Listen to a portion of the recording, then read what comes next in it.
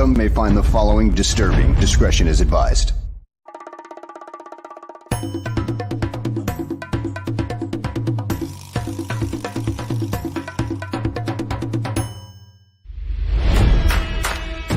Never before in the history of sports podcasts have two men brought you opinion and analysis like these two. They speak for a city that's desperate for wins and titles, not whining and travesty. You might not agree with what they have to say, but you'll defend their right to say it. Sports fans across the world, from Chicago, Illinois, this is the Mac and Reed Show.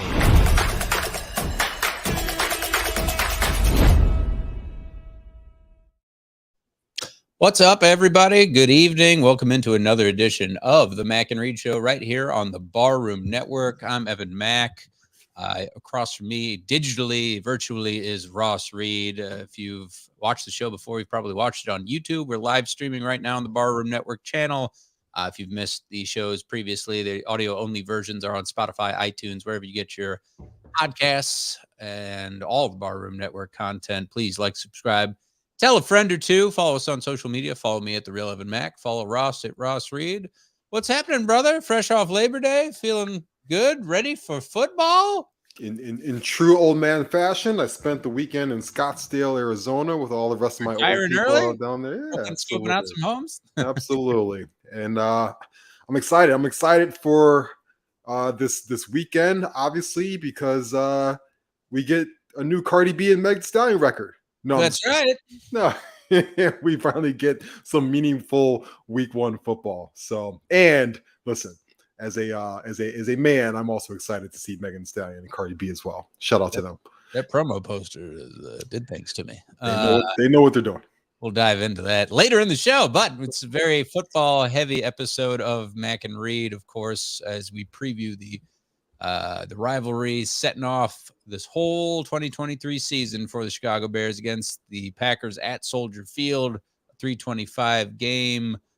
Should be a good one. We will talk about the matchups leading up to it, everything as far as latest Bears news, what to expect. We'll give our season predictions, record-wise and performance-wise for that matter. And then we'll get into the nitty-gritty of Week 1, too, the best matchups. There's some good ones in there, a great Monday nighter, and then a pretty good kickoff to the season tomorrow as well with the Chiefs, of course, raising the banner and getting their rings tomorrow against the Lions. And feel free, if you're watching on YouTube, to chime in and comment along with us as we get into this. And let's begin with the Bears again facing off against the Packers this week. So a lot of this prep is going to be preparing for Jordan Love, and Justin Fields, of course, had nothing but nice things to say about Mr. Love and talking about them training a little bit in the offseason together. We'll see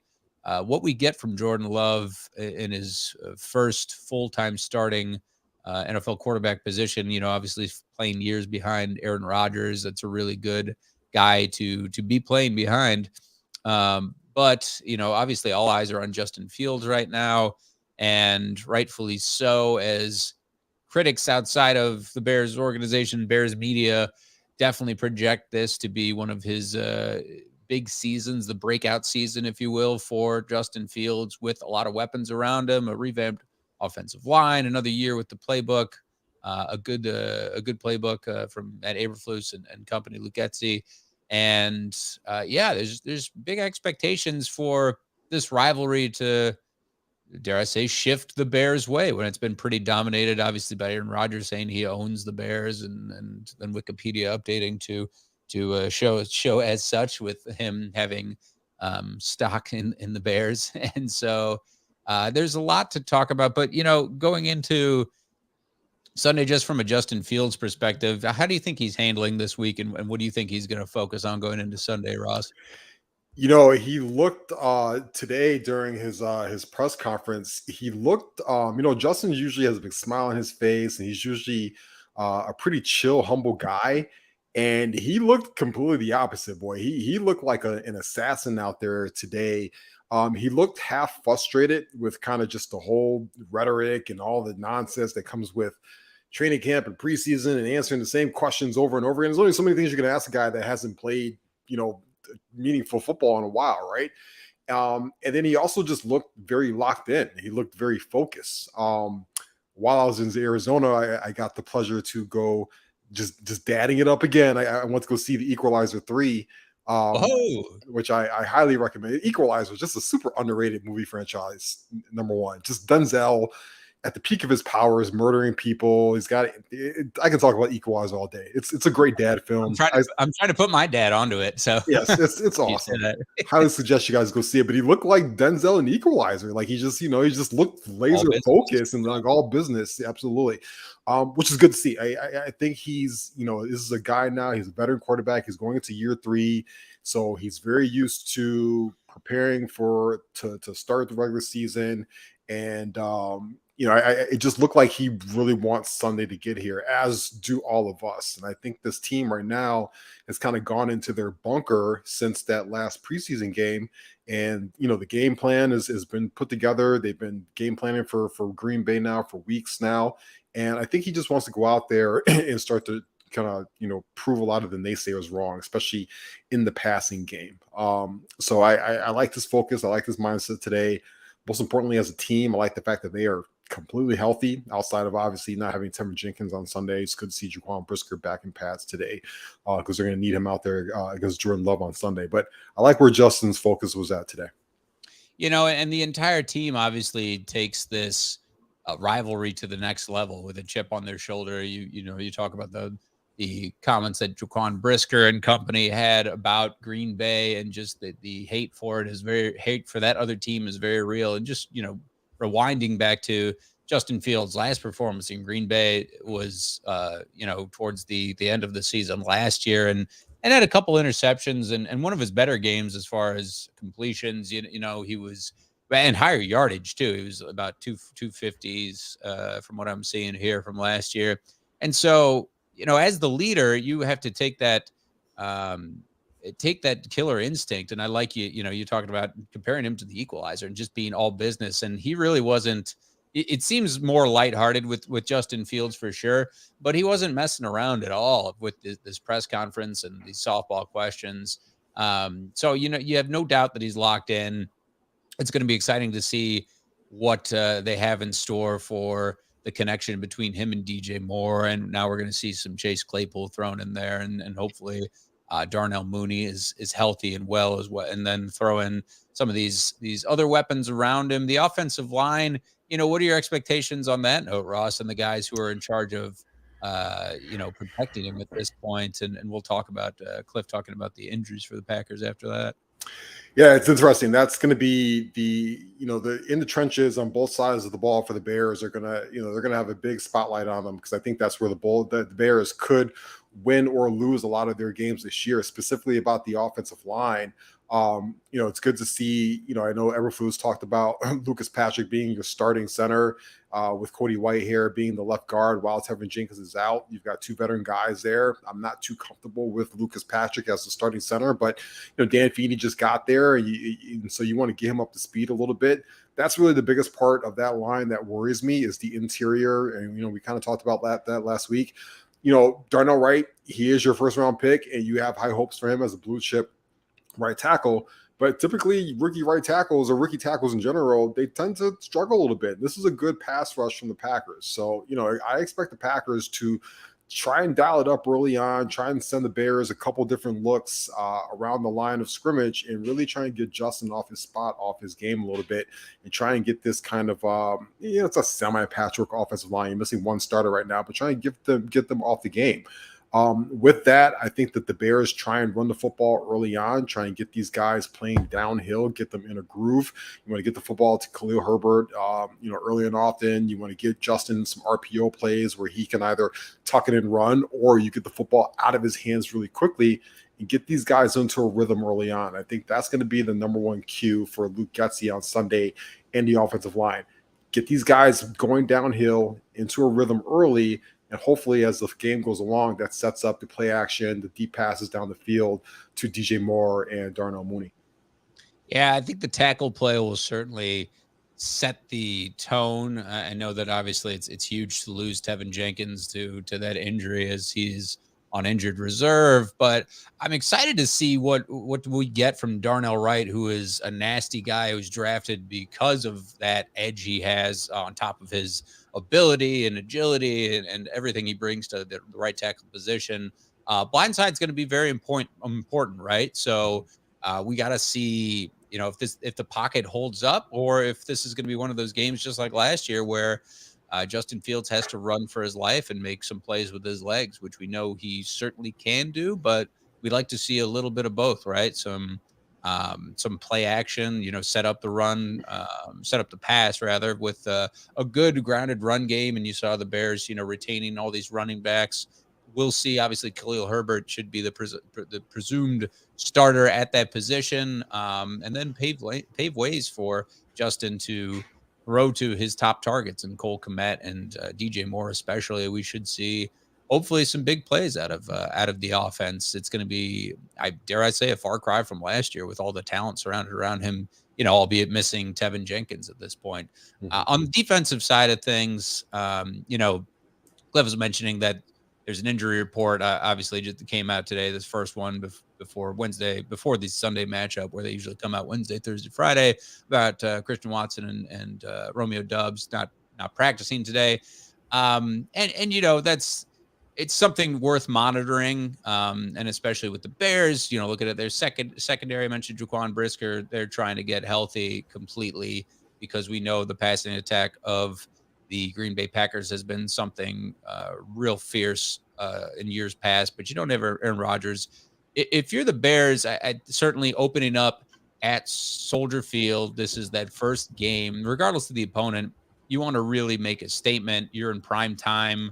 And I think the defense wants to set a tone with that, right? So you would think that Tremaine Edmonds and Yannick Ngakoue and those vets who have just come on, and in addition to, Eddie Jackson, who's that lone vet holdover from, the days of Matt Nagy and other regimes, that they definitely want to, as much as the offense wants to obviously put up a lot of points, this defense wants to show us that Jordan Love, this is a new Bears defense, and they're going to game plan on getting pressure around him and making his life miserable in Soldier Field. How do you think they're going to do that, Ross?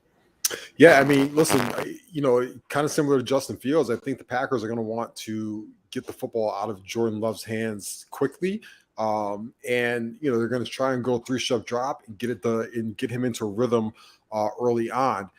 This is going to be a much different offense that you've seen from the Packers in years past, because they're running that LaFleur offense. That's the base of their offense, right? It's very Shanahan, Gruden like. But in the past, you had Aaron Rodgers had full command of that offense, so he would have every capability to check out of the offense, check into different plays. Aaron Rodgers notoriously likes to play from shotgun, where he kind of survey the whole field.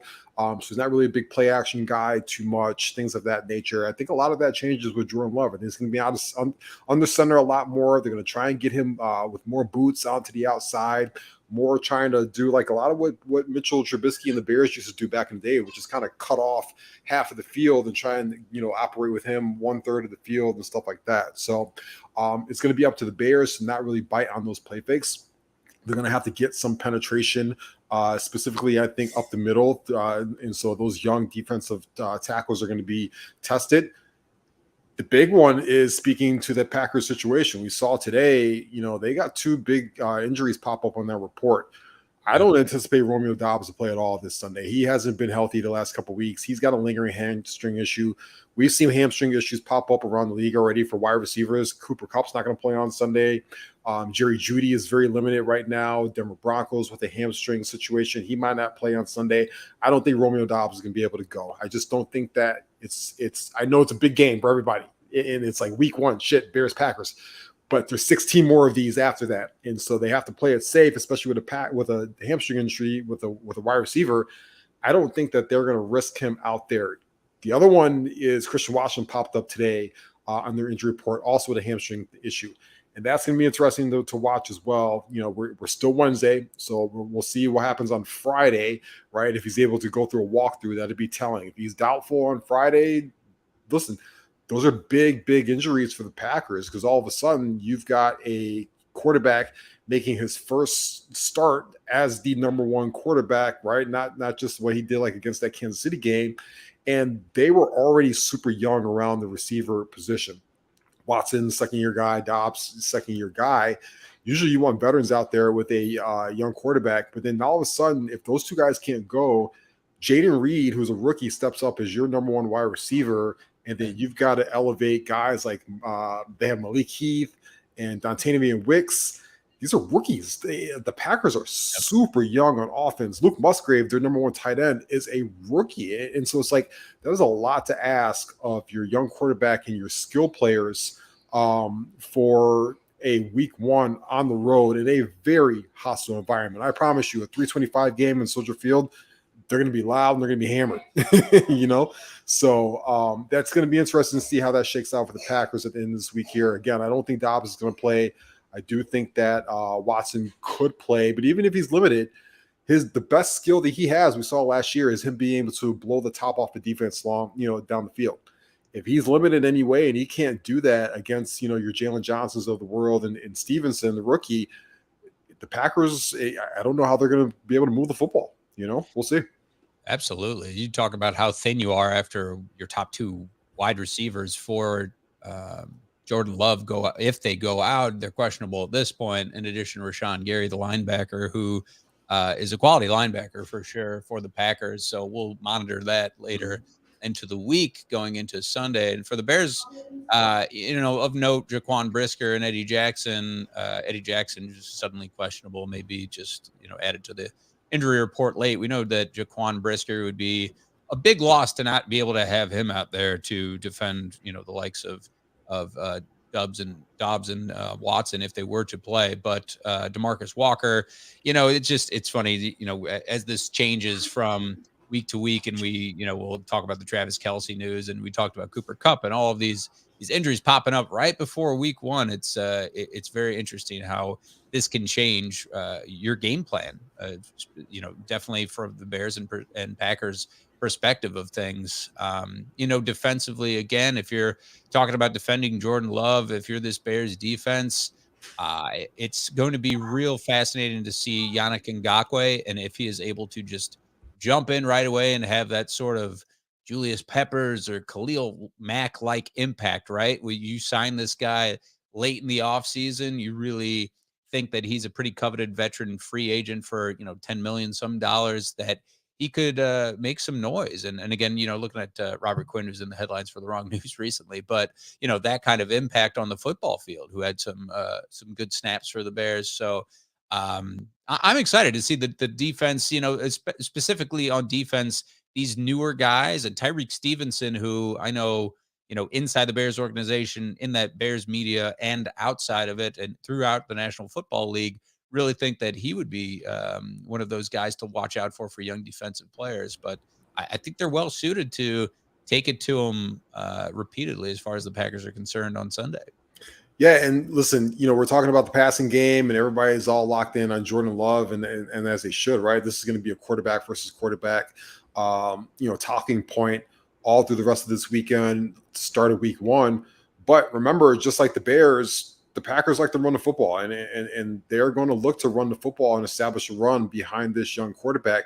They've got two solid backs, Aaron Jones, AJ Dillon. If you guys are still doing some fantasy drafts this today, probably, look for those guys, because they're going to be leaned on heavy, especially if Dobbs and Watson are limited or really can't go to start the season. And I think that both guys are going to be utilized in the passing game. And so remember, you went out in the offseason and you got Tremaine Edmonds and you got, you got TJ Edwards.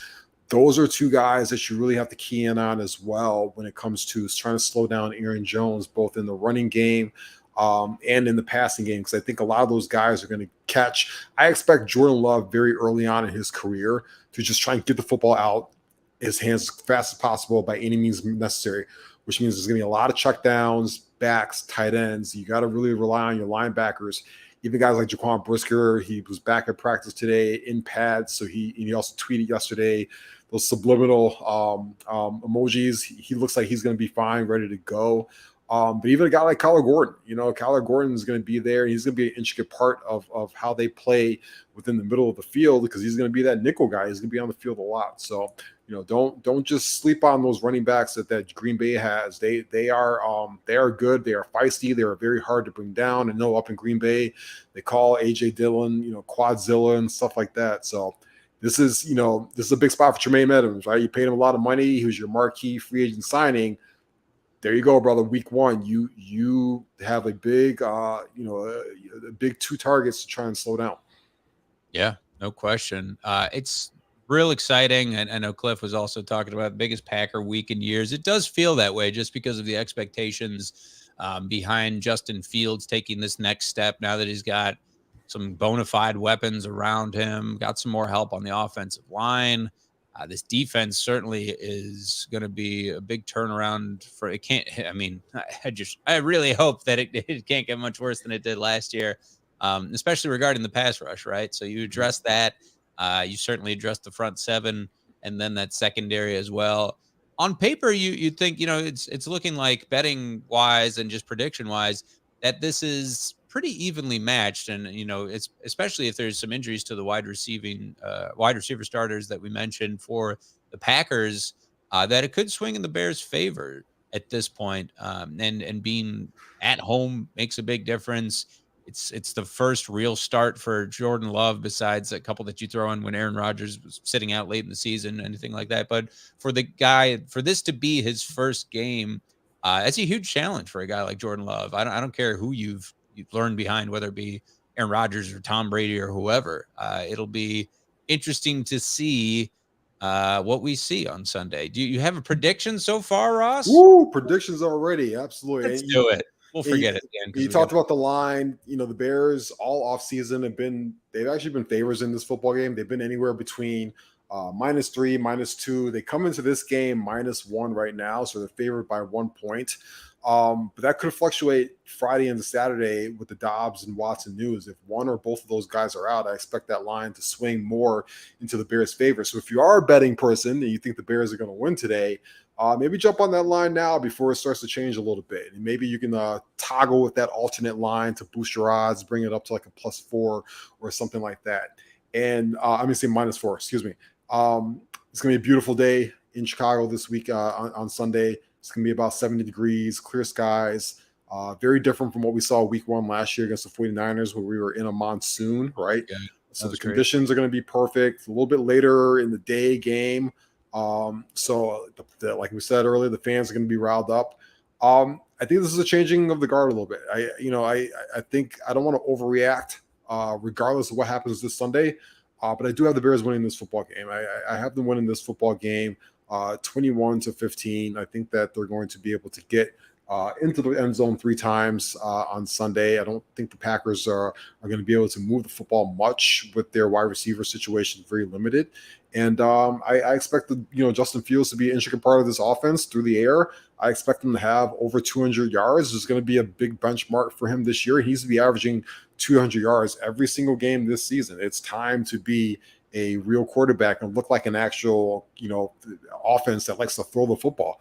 And so I think that he's going to get DJ Moore involved. And you've got Chase Claypool as your 3rd wide receiver, and Darnell Mooney is healthy again. And I think that he's going to have a nice line over 200 yards through the air. I don't think he's going to run that much in this game. He's going to keep it under 100 yards, but I do think he gets 2 touchdown passes and the Bears win. Well, you got to like that prediction. And, outside of the injury, that we talked about, injuries that we have talked about, obviously Jordan Love, it still stands to harp on again that this is his first major start. This does seem like a changing of the guard. Just feels like all the momentum is in the Bears' way here. I know that they haven't even played yet, obviously going into Sunday, but a beautiful day. They have the home field advantage. This defense surrendered, over 20 some points to the Packers twice last year, and the offense has just made a big turnaround, in my opinion, with how They have added so much depth at wide receiver. You can't speak enough about Cole Kmet getting a lot of money now, and a guy who's a great red zone target.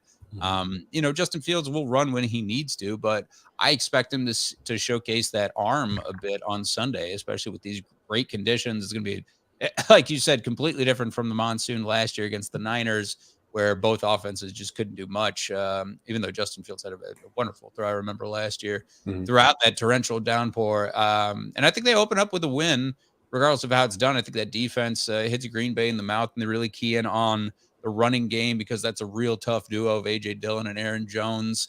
I think they do keep it low scoring. I think the Bears win, around 2017 is what I see. And it's definitely a one-score type of game. It's going to be refs are going to get involved, or there's going to be some boos at Soldier Field. You better believe it. But I do think Justin Fields it plays a safer game, maybe like a hair over 200 yards.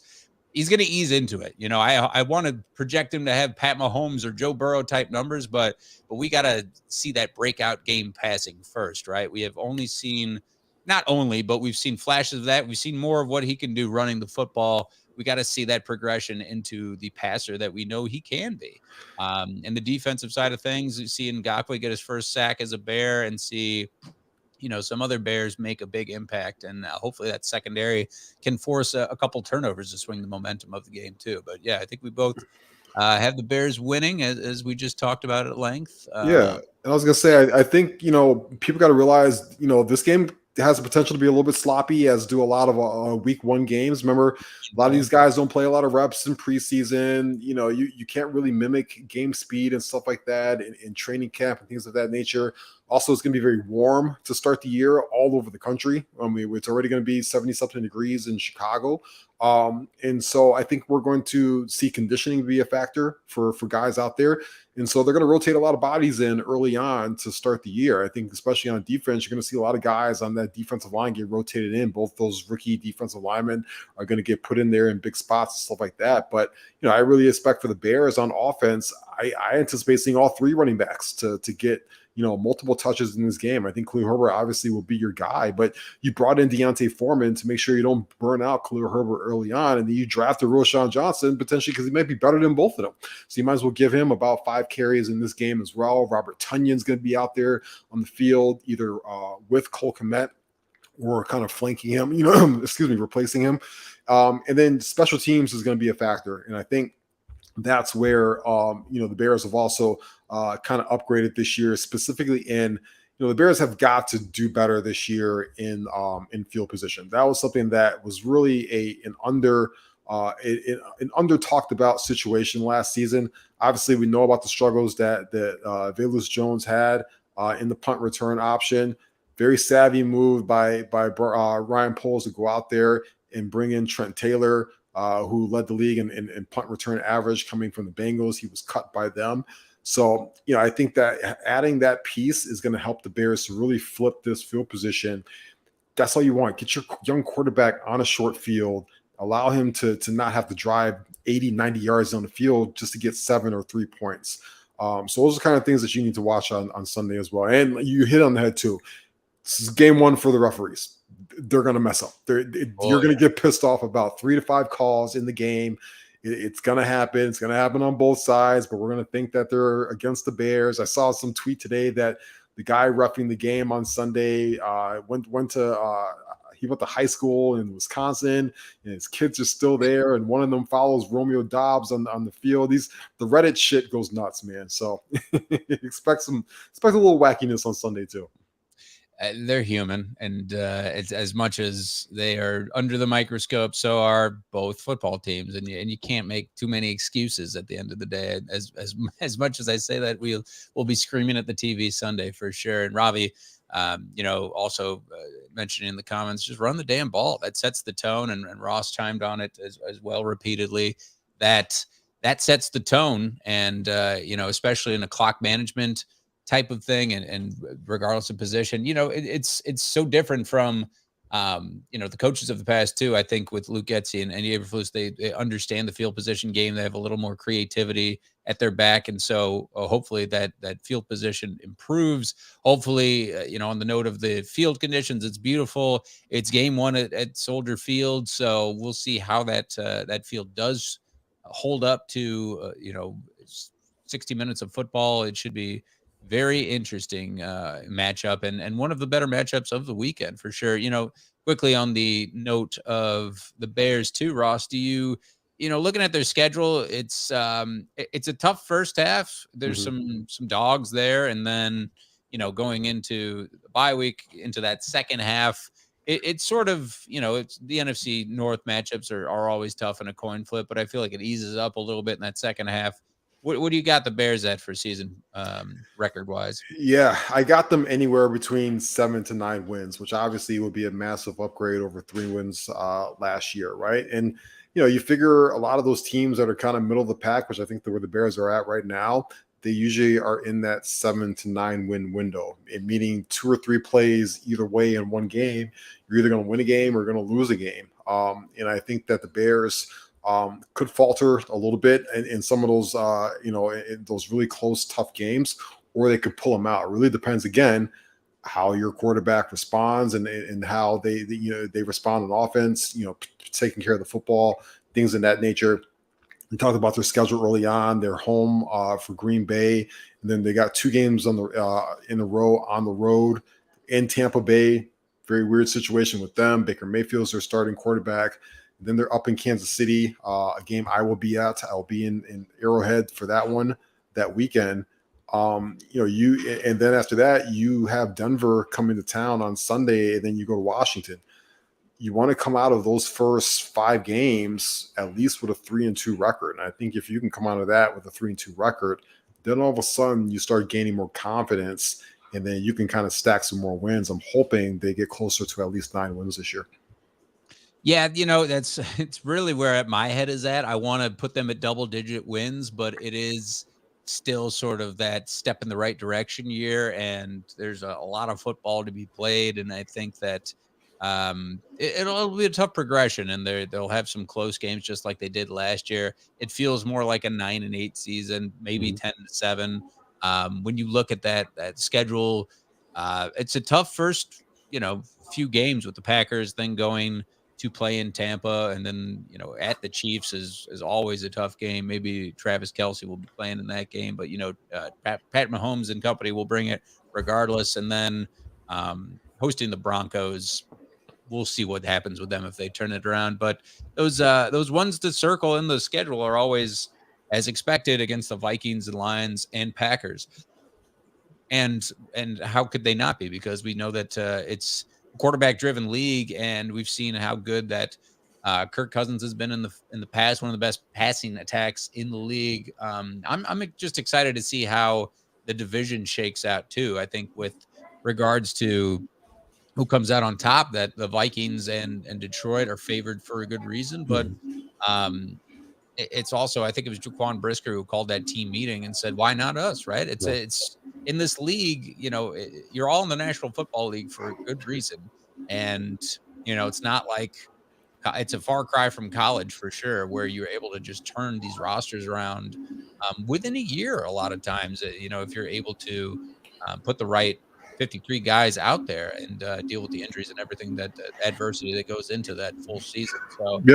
So it feels like perhaps a 9-8 season, 10-7, and maybe the Bears sniff a playoff berth. But they feel last year it can't be as dismal last year. Yeah, they feel Vegas right now has their over under set at 7.5 wins.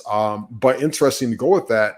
If you take the over on that, it's actually minus odds, meaning that Vegas thinks that they're actually going to go and win at least 8 games this year. The Bears feel very much this year like last year's Jacksonville Jaguars, that obviously went on to go to the playoffs last year and have that amazing comeback in the wild card round against the Chargers of Los Angeles, and then lose to the Chiefs, right? So if you could take that kind of step in this season, I think that we would all, we want more. We want division win, Super Bowl, blah, blah, blah. But you still would take that going into an offseason where you're going to have 2 first-round picks. You're still going to have the most cap space in the league, right? And you're going to be able to add more pieces. Robbie hits it on the head. The defensive line is still not going to be great. I think that they're really going to address that in the offseason, both in the draft and free agency, and really add some blue chip talent on there. And hopefully next year you take that Philadelphia Eagles type of step forward. So all in all, it's going to be fun. It's going to be exciting. I think we're all happy to have football back, not only with the Bears, but we got a great week 1 schedule. I know we're going to talk about here in a minute, starting with the Chiefs and Lions tomorrow night. A couple with a big injury though for the Chiefs, right? Yeah, with Travis Kelce, and then we'll switch focus to the rest of the league. And he's listed as questionable for the opener with his hyperextended knee. The team says it, quote, believes Kelce's ACL is intact. That's encouraging news. Jesus fucking Christ. And I saw on Twitter today and reading some headlines that hyperextending your knee, unless you're Justin Fields, who's a superhuman who played, he injured it on a Sunday and then played that week. It doesn't look good unless you're Justin Fields or some of these guys who are just freaks out there.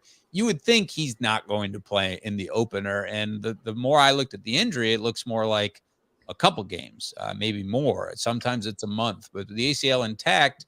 I don't know if you had any thoughts on that, Ross, but I think it certainly seems like tomorrow he's doubtful to me and wouldn't play. Yeah, he's got a bone bruise, is what they officially diagnosed him with. If you know anything about a bone bruise, 2 things. Number one, there's a lot of swelling at the beginning, which is a big hindering situation. I'm sure for him right now, they're trying to get the swelling down as much as possible. And then number 2, it hurts like hell. It just feels like somebody is constantly banging you on that bone. And so it really comes down to a pain management situation with him, even if they could get the swelling down in time for tomorrow night. So the good news is, yes, the ACL is intact. That's number 1, right? And so he doesn't have to be out for the year. And, I think he really is going to be a true game time decision. It really depends on the swelling. Travis Kelce's a tough dude. I think he's going to try and play through it. He might even play tomorrow in a limited situation, knowing that they've got an extended period of time off. But if the Chiefs were smart, they would probably sit him for tomorrow night and realize they've got bigger they've got bigger things that they want to get to than a week 1 situation. And I still think they could beat the Lions without him out there. But when you look at this situation now, this is where I think they made a calculated error not signing Chris Jones before tomorrow night, because you can't rely on Travis Kelce and Pat Mahomes to win you every single football game. And I don't think that they won a Super Bowl last year without Chris Jones out there. I think he's one of the 5 best defensive players in the league. Joey Bosa got his money today, right? Aaron Donald has got his money. Pay the guy that was like probably the number 2 or 3 most important player on your Super Bowl team. He needs to be out there tomorrow. And he even talked about today. He's like, look, you want to get this done today? I'll show up to work tomorrow and we'll play a football game. And I don't understand, especially after Bosa gets his money today, how this is so hard. Give him his money, give him what he deserves. You don't have you don't have these rings without him, and get him out there, because if Kelce can't go and Pat Mahomes is stuck with these, it's not the best receiving group that they have right now. And he's got like a rookie tight end behind Kelce. That Chris Jones situation really just comes more into like, oh shit, we need him out there sooner than later. You can't win 40 to 35 football games without Travis Kelce. Yeah, that's a good point. I do think that obviously, picking up the slack would be Marquez Valdes-Scantling and then Sky Moore and guys like that, even if it's just one game. But it's obviously huge loss to have a guy who is obviously the number 1 tight end in the league, who's already a Hall of Famer, first ballot Hall of Famer.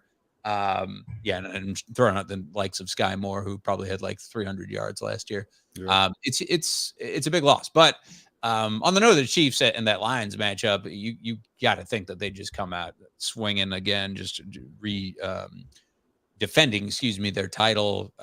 It's going to be a lot of emotion. Arrowhead's such a tough place to play. I know that the Lions, were a 9-win football team last year, and they had their moments. And they're taking steps in the right direction as well. But going into Arrowhead, that's going to be a pretty easy win for the Chiefs. You'd mentioned how in the league, just quick headlines, that Nick Bosa got that huge contract, and it sets up the Niners. It's an aging, team as far as certain skill position players. McCaffrey's getting a little older, and Debo when it's a young man's game. But a guy like Nick Bosa getting his huge contract, it'll be good to see him go into the season and play as the highest paid defensive player now, up at the likes of TJ Watt and Aaron Donald, guys you mentioned.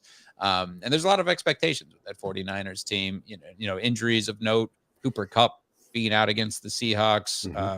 We talked about Chris Jones possibly holding out for tomorrow for his contract dispute. Wide receivers, certain guys of note going into it. We're still seeing that Joe Burrow is questionable going into Sunday.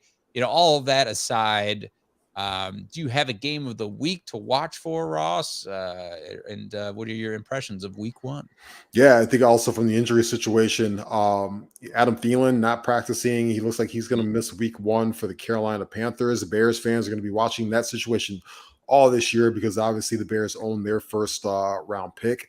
They also have an offensive lineman out for Sunday, and their offensive line really struggled in preseason to protect him. I think that the Atlanta Falcons are really going to take it to the Carolina Panthers on Sunday in Bryce Young's first official start in the league. My number one game this Sunday is the noon game in Pittsburgh, and that's the 49ers going to Pittsburgh. And I kind of talked about it here last week and the week before. I really like this Pittsburgh Steelers team a lot. I think they're feisty. I think Mike Tomlin is one of the three best coaches in the NFL right now. He's been playing his guys all preseason. He said, he said, you've got to spar. You got to spar out there to be a good fighter. And he kept his guys out there. And we've seen this 49ers team in the past struggle to get going early in the season. And this is a game where they got to go across country, right? Couple different time zones. They got to play an early game for them in a very hostile environment against a very feisty Pittsburgh Steelers team that has a really good defense. And Kenny Pickett's been playing really well in the preseason. I think they beat the 49ers. This is also the first game that Brock Purdy has really played since the injury of last year. How's he going to look? How's he going to be rusty? That's my early upset pick of the week and kind of my everybody's kind of shocking moment of the week.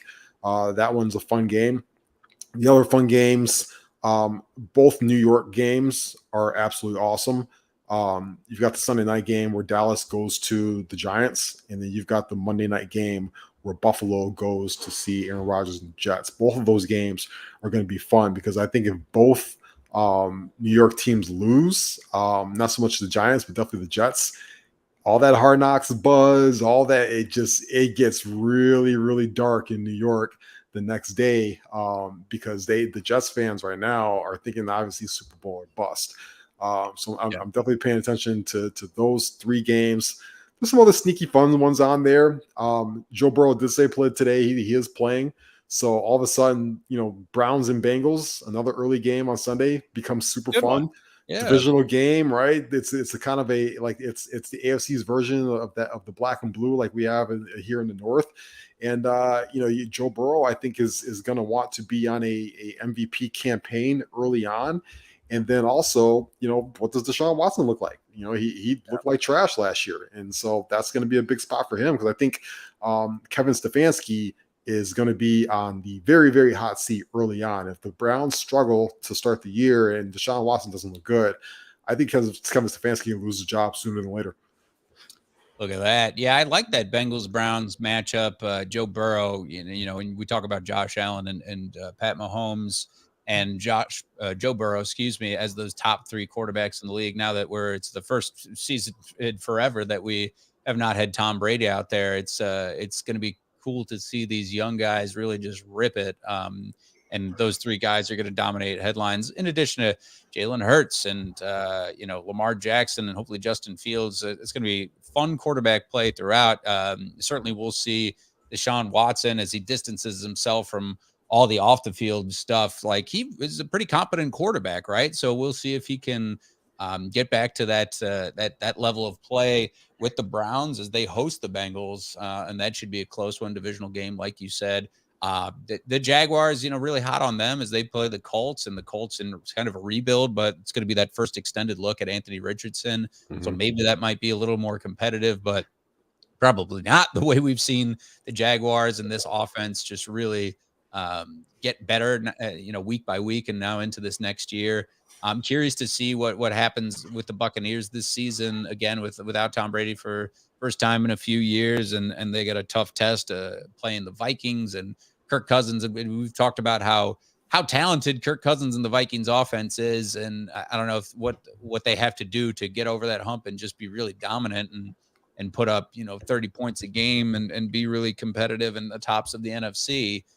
So we'll see what Kirk Cousins has in store for us, because he's one playoff berth and to speak in his record. Saints with Derek Carr hosting the Titans. I mean, that's hopefully, we gave our divisional predictions last week about who's going to win each division, and the Saints were our picks. Sure. And rightfully so, I think, just because that team is so well constructed and Derek Carr fits right in. You talked about the 49ers at length, and then the Steelers potentially upsetting them. That should be a great game when Pittsburgh's hosting them. I'm not sure I agree based on the quarterback situation in Pittsburgh, but hey, I mean, the Pickett to Pickens connection is really getting a lot of hype around the league, and certainly this defense and one of the best coaches in the NFL, and Mike Tomlin, they know how to bring it and be competitive. Skip just missed me with Cardinals and Commanders. Texans, Ravens, the same way. An easy win for the Ravens with the rebuilding Texans team. Raiders, Broncos, again, a divisional one. You got to think that the Raiders probably pulled that out. And, the Russell Wilson headlines with Sean Payton stuff. This is weird. Like, did you have any thoughts on what transpired with that before I go back to the schedule, Ross? With which one again? With Sean Payton and he was saying with basically just all the, Russell Wilson has never been criticized. Like, he told him to stop kissing babies, basically, if you missed out on it. And he's 100% correct. I mean, Russell Wilson, I get it. He's trying to be Mr. everything off the field. He's got a clothing brand. He's got a R&B wife. He's trying to be the model citizen family man. But at the end of the day, we know him for being a football player. And Sean Payton's right. He lost a little bit of that edge. I think people forget Sean Payton came from the Bill Parcells school of like really old school football. And you bring a guy in like Sean Payton to kind of change the culture in that locker room and set everybody straight. And you have to do it with the guy at the top, and that's Russell Wilson. So I think that Sean Payton is giving him the tough love that he needs. And I think Russell Wilson is a smart enough quarterback and a savvy enough veteran to respond to that. And that makes that situation, very, very interesting as well to watch all year too, because that's a tough division. They're probably slated to finish third right now in that division. But I don't think it's against the world that they jumped the Los Angeles Chargers and finished second in that position. In that division, I'm not a Chargers fan. I'm not sold on Brandon Staley as a head coach. I'm not crazy about that entire situation there. I don't know if Keenan Allen can stay healthy this year. Derwin James has had his issues. Khalil Mack is a little bit older. And I think a lot of people are sleeping a little bit on Denver because they don't trust Russell Wilson anymore. But if Sean Payton, if anybody can unlock him back to at least somewhat what he used to be, I think Sean Payton is that guy. Sean Payton certainly successful with the Saints, but yeah, it's going to be interesting to see how those guys get along. It seems rocky at the start of things. Another sneaky good game. I like that Eagles-Patriots game, and the Eagles top team in the NFC last year, and the Patriots obviously have a Hall of Fame head coach in Bill Belichick, and a lot of questions throughout this team. Obviously a quarterback with Mac Jones, but just what their outlook is, I don't know, or what their record could be. It remains to be determined, obviously. And so game one should be very telling. They're hosting the Eagles. Bill Belichick always has something up his sleeve too, but we get to see pretty good high-powered offenses with Dolphins, Chargers. That should Tom Brady back in the house too. It's Tom Brady weekend, right? Oh yeah, there you go. That's a good point, Ross. Yeah, and then Rams, Seahawks, another divisional game. A lot of divisional games, which is great to see.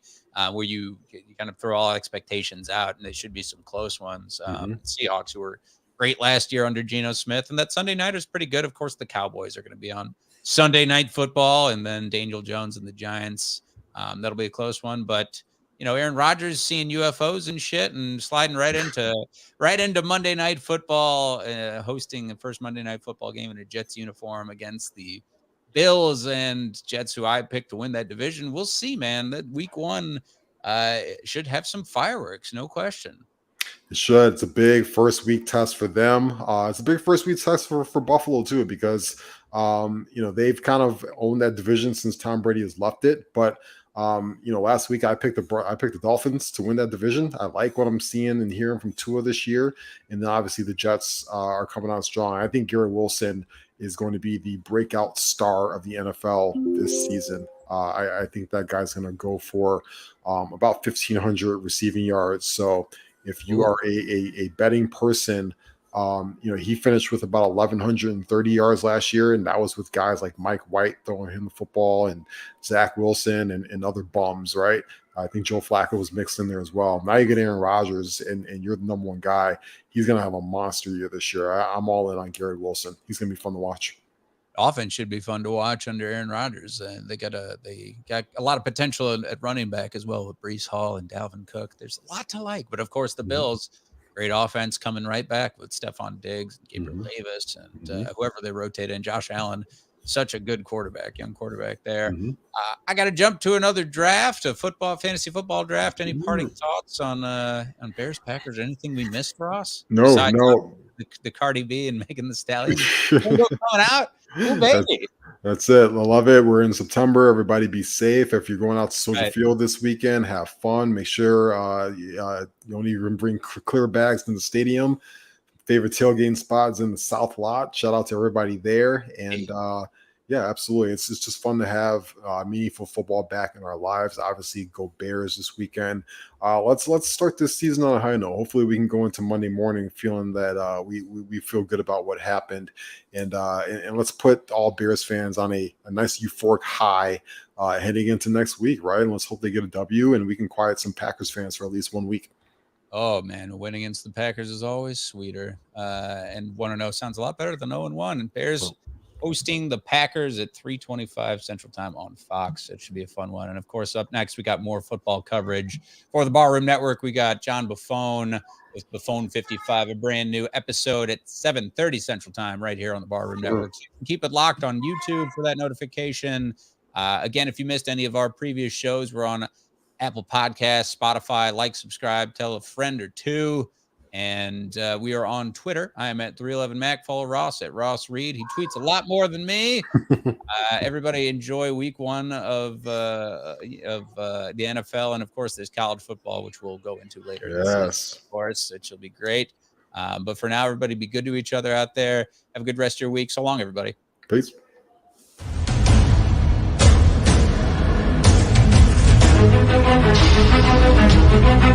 Thank you.